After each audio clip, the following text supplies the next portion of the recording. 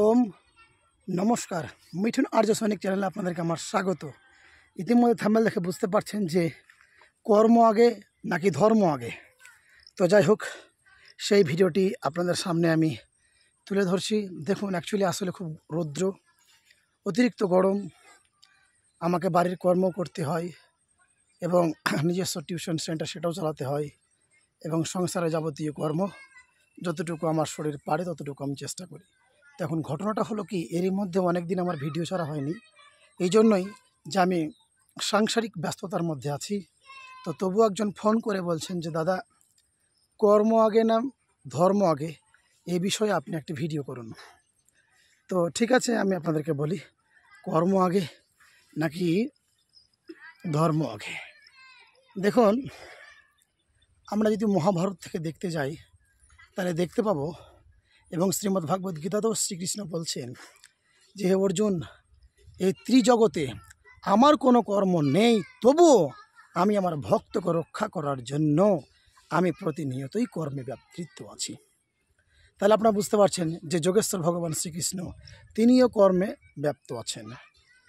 এবার ধর্মটা কি? তাহলে কিছুই নয়। ধর্ম হলো কি, যেটা আধ্যাত্মিক কর্ম। এই আধ্যাত্মিক কর্মটাকেই সকলে বলে থাকেন যে এটি ধর্ম।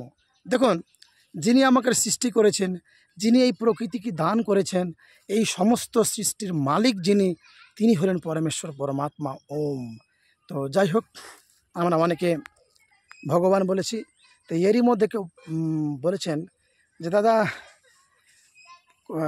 ভগবান যে শ্রীকৃষ্ণ সেটা বিষয়ে নিয়ে একটা কথা বলেন। তো দেখুন, এর সম্বন্ধে আমি অনেক আগেই ভিডিও দিয়েছি, দয়া করে একটু ভিডিওটা দেখে নেবেন। তো যাই হোক, দেখবেন রাজসূয় যজ্ঞতে যখন যুধিষ্ঠির মহারাজ পঞ্চম পাণ্ডব সহিত পিতামহ ভীষ্মদেব এবং বিভিন্ন ঋষি এবং দেব ঋষিগণ তারা উপস্থিত ছিলেন সেই যজ্ঞে, এবং ভগবান যোগেশ্বর শ্রীকৃষ্ণ বলেছিলেন যে সকলেই যদি খাওয়া দাওয়া হয়ে যায়, যে পাতাটা অবশিষ্ট পড়ে থাকবে সেটি আমি করব।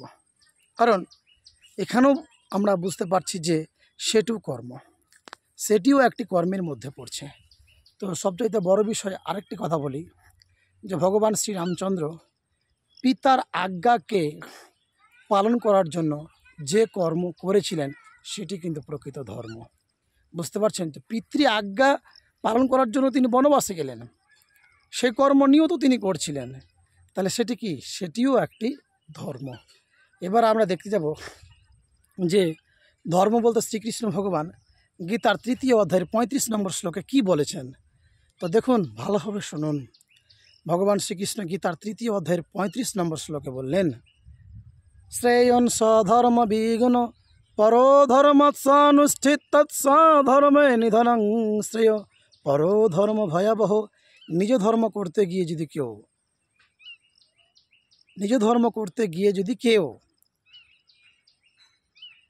কষ্ট উপভোগ এগুলোকে সহ্য না করে নিজের ধর্মকে ত্যাগ করে অপরের ধর্ম গ্রহণ করে, তার ভবিষ্যৎ ভয়াবহ বিপজ্জনক বলে যেন।